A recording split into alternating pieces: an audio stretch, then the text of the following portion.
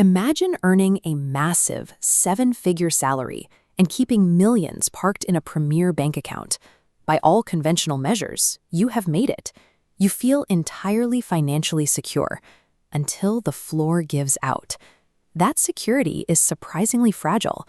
A sudden bank failure can freeze your cash overnight, or an aggressive audit from the IRS can drain your resources faster than you can replenish them.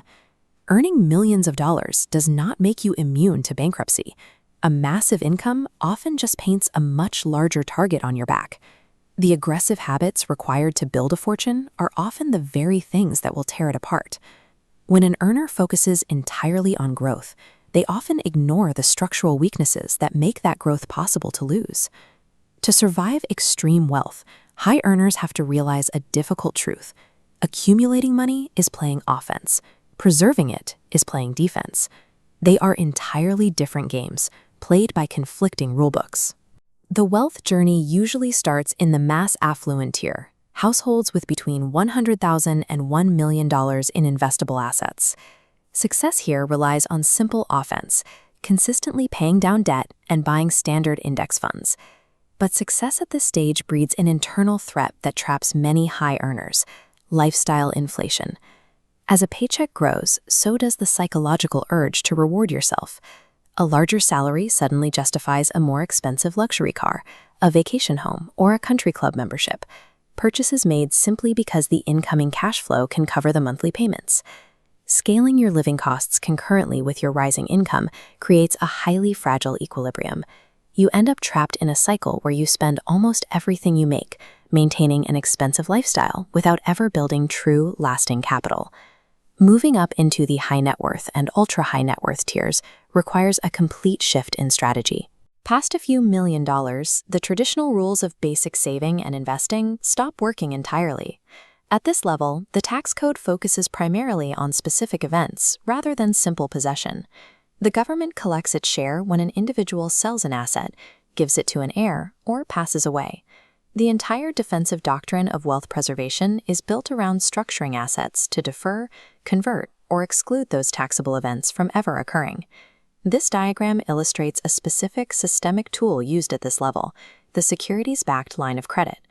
Instead of selling off stock to generate cash, a wealthy investor takes out a cash loan drawn against the value of their locked portfolio. This allows them to access millions in cash to fund their lifestyle or new investments. Because the underlying stocks are never sold, the individual completely avoids triggering a taxable event. True wealth preservation is never about hiding money. It is about architecting a rigid legal system where the tax code's rules work for your balance sheet instead of against it.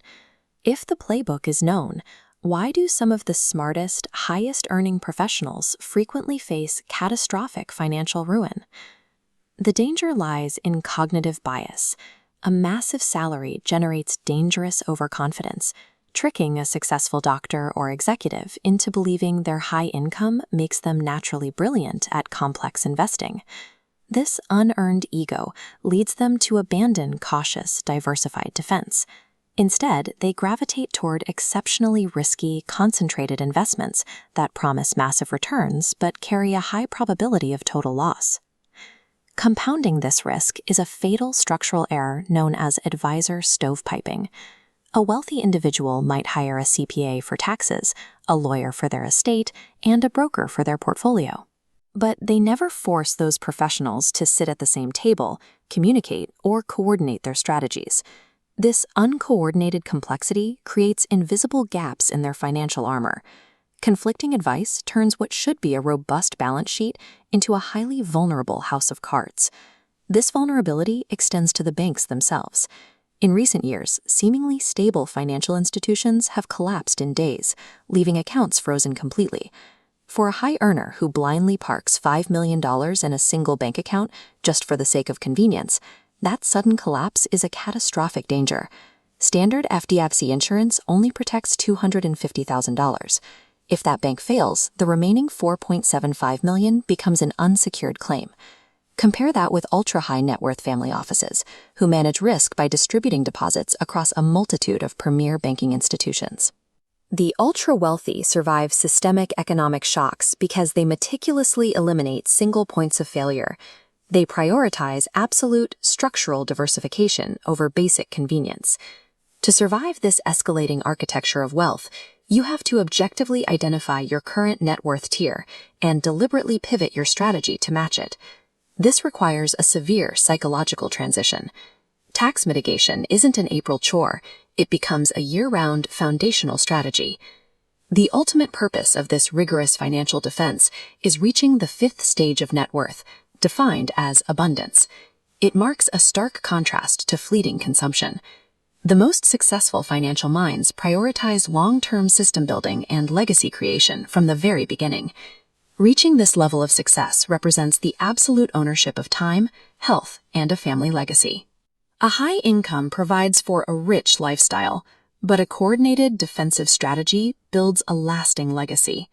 The decisions made at each tier determine which one is actually being built.